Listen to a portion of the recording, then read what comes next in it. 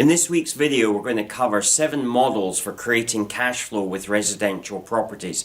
Now, I might point out that this is actually a series of videos that I created for a course way back at the beginning of last year, and so you will hear me referring to in this lesson, and that's kind of why it is that. So it was broken down into various lessons. It's quite a long video today, but you're going to get all the material that is within that course. If you want to find where that particular course is and other courses are, it's in our membership community. So that's members at builditandprosper.com, and you'll find a link in the description below. Anyway, let's go and have a look at these 7 different models of residential cash flowing properties.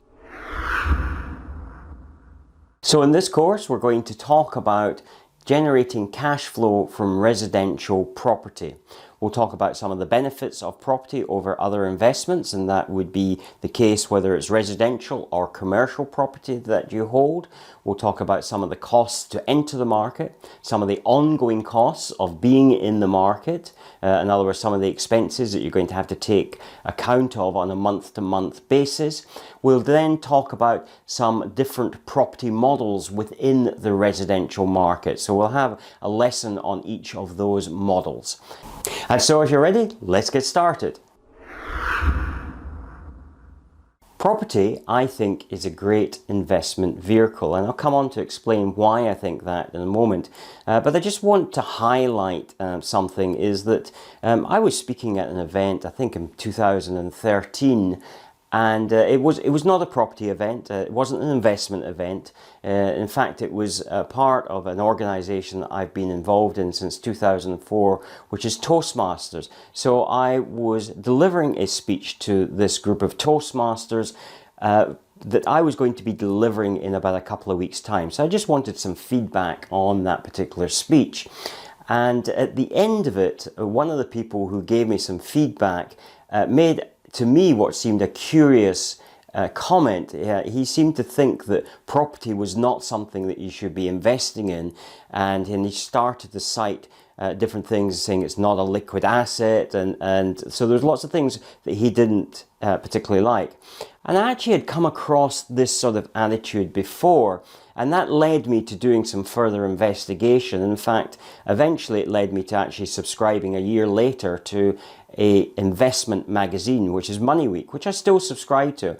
And there's great benefit to that, because understanding what's happening in the world affects everything. So, and you get the real news from an investment magazine, strangely enough, than you do from looking at the local newspapers or national newspapers or television for that matter, because even something that doesn't seem money or investment related will have an impact, and clearly with COVID-19 we've seen that it's a medical event, it's a disease, it's a virus, but yes, it's had very severe financial implications. So that's partly why I subscribe to that. But constantly I see attacks on property as an investment vehicle, and fundamentally I believe it's because property can be not a buy it and forget it, but it tends to be, I think, a store of value. So yes, there are times when it goes down, but generally property moves up if you look at the longer term. So as a longer term investment,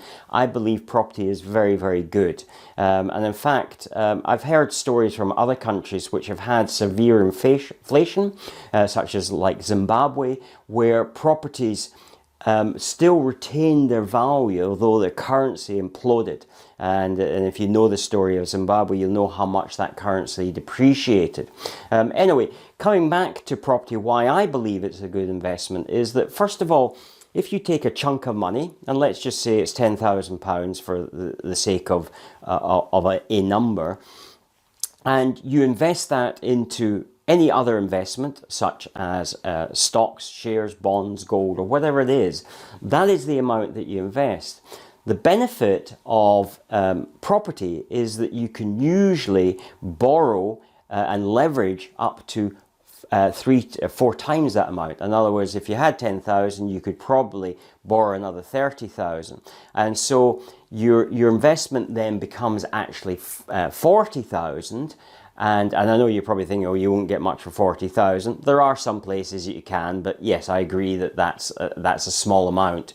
But nevertheless, just for the illustration of here, and so therefore the return on that is going to be proportionately greater. So let me just illustrate that.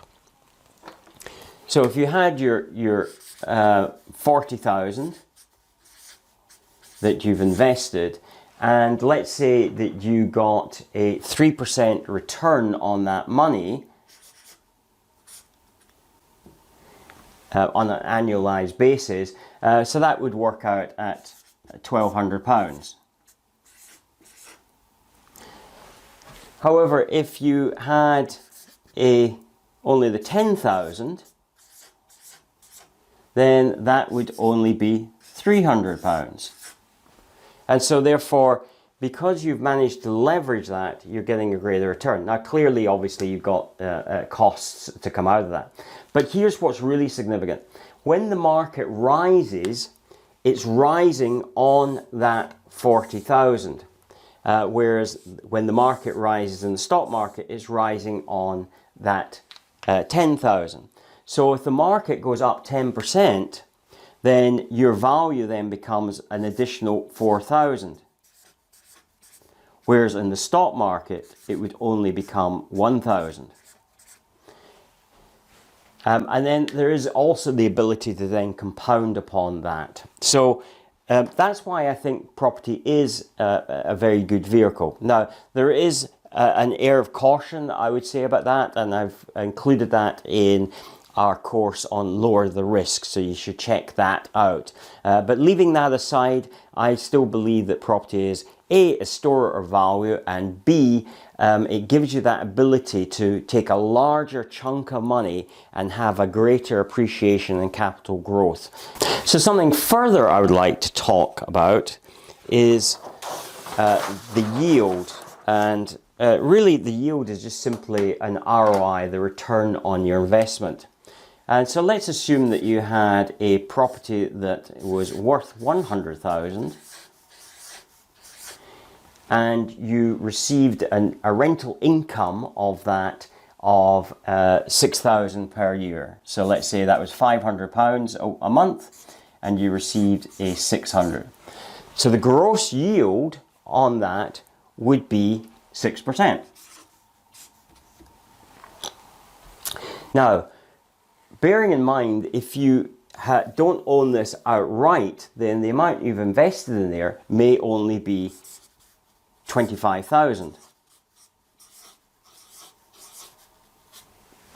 And so therefore, your 6,000 is still returned on that property, but it's going to be the return of that against the 25,000, which therefore your yield would be 24%. So as you can see, it's a far greater yield on that amount of investment. Now, obviously that's the gross yield, and you may have a net yield, which would then take into account what's the expenses that need to come out of there. But just as a comparison on the investment, you can see how, depending on how you actually apportion your yield, you can have differing amounts. I hope you're enjoying this video. Just a quick reminder to remember to subscribe to our channel and hit the notification bell so that you're advised of future videos as they are released. So in this lesson, I want to talk about the costs of entry into the property market, and secondly, the costs of running the property business as you go forward month to month. But before I do that, I just want to highlight that there's a couple of ways that you can enter into this market. And first is buying a property, and this is obviously already existing, or you can do what's called build to rent. Now there's more information on that on the course where we talk about residential property development. But it can be that you build the property itself, and then that you then use that to rent out. So you have a purpose built maybe a block of flats that you would be doing that with. But most people get involved in property by just simply purchasing a first property. So the expenses involved in buying that first property or subsequent properties can be broken down into two areas. One is the acquisition costs, and the second is the day-to-day running costs, in other words, your ongoing costs. So let's first look at the purchase costs or acquisition costs. The first thing that you're going to look at is the survey. So a survey will need to be carried out just to make sure that there are no underlying issues with the property that you're not aware of. Now, what may come from this is if the surveyor picks up something, perhaps like woodworm, he may recommend that you bring in a wood specialist to have a look at that. So there may be some subsequent charges from other surveyors. Some of these wood preservation damp preservation companies charge, other ones are free. So just depending on who you approach, you may have some additional costs to cover there. So then we come to stamp duty, which will be payable on all properties over a certain value. Depending on which country of the United Kingdom you live in, that will vary where that threshold starts. And so you really need to do your own local research to determine that.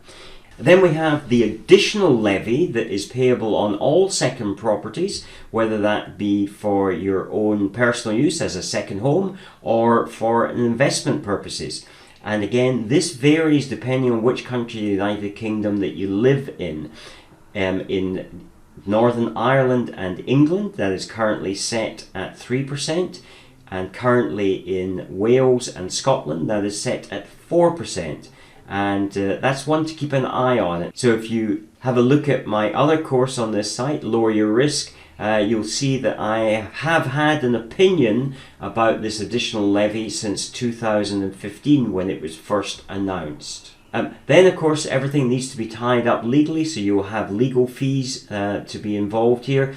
Then if you're borrowing money for this property, you will have some additional fees. You will also have legal fees from your lender, assuming that you are borrowing money to purchase this property. So you'll likely to have a lender setup fee. You may have brokerage fees if you've used a broker to find you the finance for this property. There may be valuation fees, which may be different from the survey that you carried out, because lenders usually like to have their own their own surveyors have a look at it. When I say their own surveyors, their own preferred surveying companies have put a valuation on that property. And finally, while not necessarily associated with the purchase, depending on the state of the property, you may have renovation fees. And finally, while maybe not associated directly with the purchase of the property, before you let it out, you may require to do some renovation to the property, and so therefore you need to take account of those expenses also.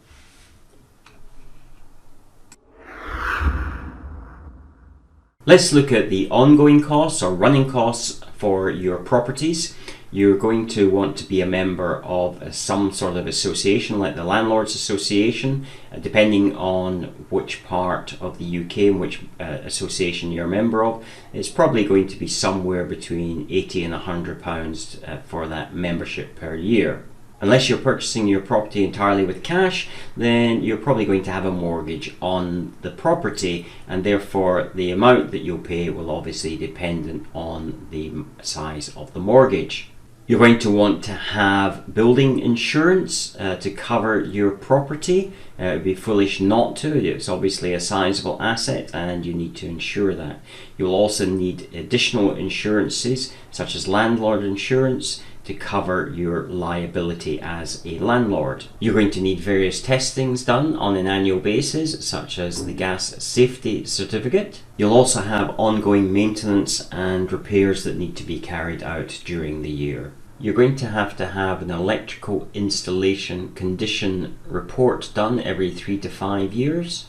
If you don't want to manage the properties yourself, then you're going to have to pay a letting agent, which will be based on the monthly rent. That will generally be somewhere between 8 and 15%, depending on which one that you use, and it will likely, depending on the size of the letting agent, have VAT added to that figure. However, if you self-manage the property, then you'll have advertising fees as well. Also, you may want to carry out background checks every time you have a tenancy change on one of your properties. If you've got tenants that are not paying the rent, then you may have eviction fees and court fees to pay. And in the event that you're not able to recover those costs, or indeed the back rent that was due to you, you may have to allow for some bad debts as well. And then, of course, you need to be aware of the tax implications. Now, I do cover this in one of the other courses. So you need to be aware that this may step you up into the higher tax bracket, and so that's something to be aware of.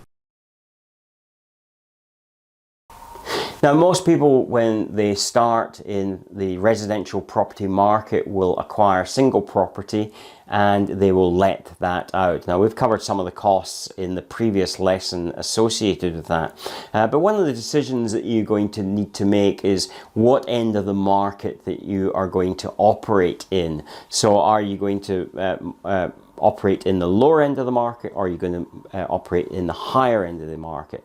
Now, my experience has been that the lower end of the market is certainly much more profitable, because you can generally buy housing stock at a lower price, and proportionately you're able to rent it out for a higher yield than you are for a more expensive property. I can think of a 2-bedroom buy-to-let property in the Scottish area, maybe renting out for about £500 a month, and then you take maybe a 4-bedroom house, 3 public rooms, renting out for somewhere between £1,000 and £1,200 a month. The value of that house maybe being 300,000 or 400,000, and at the lower end perhaps maybe being between 50 and 100,000. So you can see how the yield on the smaller or the lesser property would be much more attractive.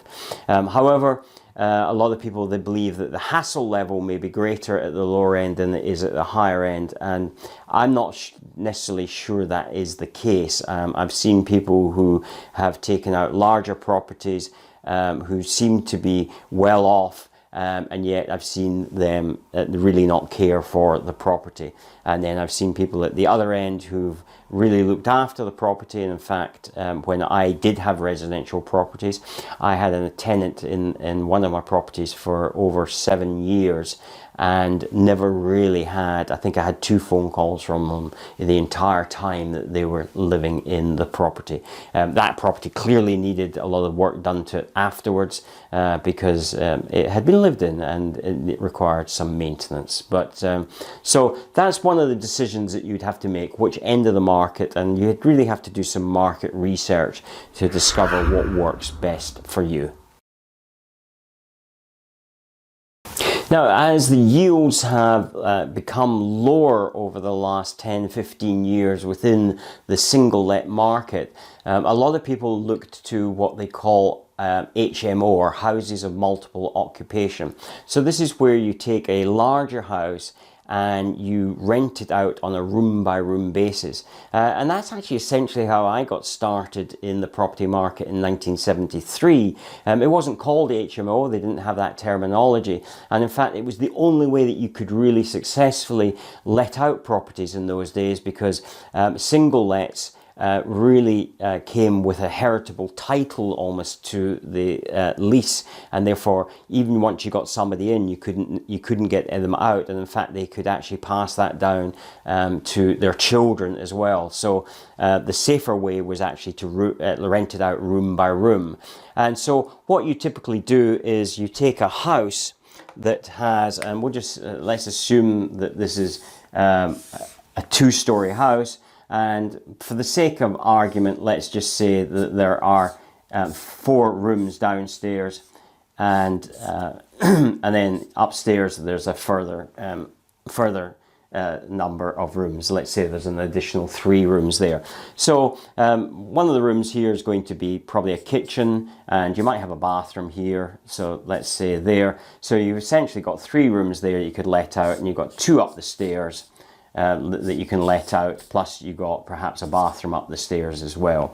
So you've now got 5 rooms, And what you would do is that you would rent them out on a month-to-month basis. You would include all the utilities there, so you would provide them with the electricity, heating, whether that be gas or electricity, perhaps broadband, depending on where you are scaling this property, and you would charge an amount. So you might, for instance, for this house, charge say like £300 a month for each of the rooms, so that would give you then £1,500. And of course you'd have to deduct all your other expenditures from there, and you'd have to deduct also your running costs, such as your electricity and your gas and broadband, if you've put that in there, and whatever the facilities they are. But generally what you're going to do is you're actually going to be able to generate far more income from there. Typically somewhere between £350 and £600 per month, depending again on the area, and of course different parts of the country will yield different amounts there. But this is a way in order to give you a better return. However, I should point out that because it is these single rooms, there's probably more hassle going to come with this type of setup, and you're going to have people maybe moving in and out more frequently. But having said that, then there is also the spreading of your risk. So if you have a single let and the people move out, then you've lost the rent, particularly if it takes you a month to fill that. If in this scenario somebody moves out but the other 4 tenants remain there, then you're only losing 1/5 of your income, and then you are replacing that as soon as you get somebody in there. So, but there will be some additional costs because you maybe have some credit referencing and different processing fees to bring people in and out. But generally, you're going to achieve a much higher yield with this model, but factor in also that it's going to tie up more of your time. So there's very much a balance of how you want to run your business. So another strategy that has become popular over the last few years is called rent to rent. This is where you don't actually own the property, but you perhaps go to perhaps a landlord who's maybe been frustrated with renting out the property. Maybe they became an accidental landlord. They don't really want to be doing this, but they want to be covering the mortgage on that property. They want to be getting an income out of it. But they're fed up maybe of all the issues that go with it, and maybe they're not getting a consistent rent because there's tenants moving in and out maybe every 6 months or whatever period of time that is. And so they really would be quite happy for somebody to take that over. And so you have somebody that comes along and they say, look, I will guarantee your rent for, let's say, 3 to 5 years, whatever period that you would agree, and this is what I'm going to pay you. And so therefore then you take on the responsibility of covering that rent. And it's almost like a hybrid of the HMO, because you then take it, and it obviously applies to larger properties, so you'd want multiple rooms, and you then undertake to run that as a multiple occupancy property, and you rent out the different rooms, and you then basically collect the difference in the margin. So let's assume that in the previous example where we said that you could generate £1,500 on a month-to-month basis, and you agreed to rent that property from the existing landlord of say for £600 to £700 per month, depending on what the amount that you agree. And so you're going to pay that landlord that amount of money, but you are going to collect the surplus, and then that's your profit for doing it. One of the disadvantages of it is in property, you want to own an asset, and in this scenario, clearly you don't own the asset. However, the advantage for it is if you've got really no money to get started in property, this might be something to do, although there are other techniques that you could employ, to be honest. But this is a way that you could actually start generating cash flow and then build up your nest egg so that you can start then purchasing from some properties and therefore have the assets in your own right. Like HMO, there's going to be quite a hassle factor with this, and so it's not an easy route, and you do realize that it's going to take up a fair chunk of your time. So perhaps as you grow your residential property portfolio, you might want to do something a little bit different, because you might have several properties that are all over the place, and obviously that's not necessarily the most cost-effective way to run your business, because you've got travel time between the different properties, whether that be for maintenance or whether it be for doing inspections or just generally re-letting the properties out. And so you might want to bring that all under the one roof, so to speak. In other words, by having an apartment block. And this can be achieved by either buying something that is existing, or by building to rent out. Now, as I said before, we cover that in more detail in the course on residential property development. But let's assuming that you built a block of flats of, let's just say, 6 for a small number to start with. Then you've centralized where everything is. It means then that that can all be managed from the one place. It's the one visit. You could probably potentially carry out the inspections all in the same day by going through the different flats. You could, if there's maintenance needed to be done, you might wait a week for the different maintenance items to collect, and then send a maintenance person around there to do them all at the same time. That's clearly going to be more cost effective. And then maybe if you expand that even further into a greater number of units, it may be the time then to actually site your office in that building, so as that you can then have perhaps a property manager to look after all your properties. You can maybe have a small maintenance team, maybe just one person who will then maintain the properties for you. You've got somebody on site to deal with any situations that arise, and also to keep an eye on the properties. And it just streamlines your whole process. So that would be creating an apartment block, not something you're necessarily going to do straight away, but maybe further down the road if you want to remain in the residential property market in terms of generating cash flow. Then that would be, I think, a sensible way to move forward. So another area that's become popular over recent years is student accommodation. And this is sort of like a hybrid between the apartment blocks and the HMO, because essentially what you're doing is you are creating larger apartments, but running each of those apartments on an HMO basis. So you might have 5, 6, 7 rooms in one apartment, bedrooms should I say, and they would have decked out for students who would have a desk there, maybe an ensuite shower, and then they would have a communal area where they could cook, maybe a couple of cookers depending on the capacity, a lounge area, and so they would, and then you would have several of those in the block. So you're catering to a larger number of people, but you are generating perhaps a higher revenue, although you might be renting them out for slightly cheaper than you might for a traditional HMO. Not necessarily, because students can be quite wealthy, and therefore, depending on the spec of the accommodation, would determine where you are in the market. Now, one of the downsides, as this has become a very popular model, is that for the private investor, should I say, is that a lot of institutional investors have become involved in this. And so what you will find is that they are building purpose-built blocks, and they are delivering something that is of quite a high spec, and so therefore that's becoming a more difficult market for the private investor to get involved in. But certainly it's a lucrative market, and there is a lot of students to fill those rooms. In more recent years, a lot of property investors have turned their single lets into serviced accommodation. This is where they take perhaps a flat and they rent that out on a daily basis or on a weekly basis.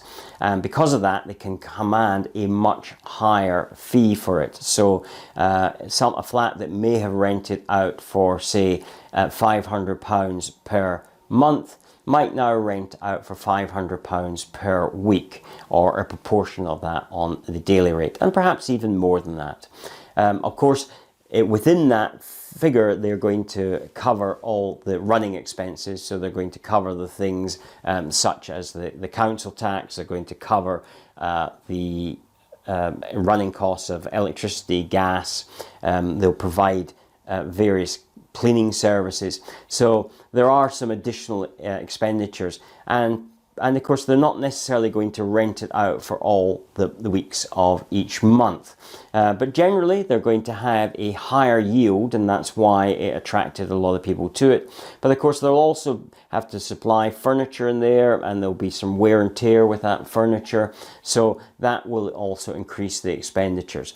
But it compares very favorably to a hotel, whereas you imagine you've got the same accommodation in the hotel, you'd be talking like a suite.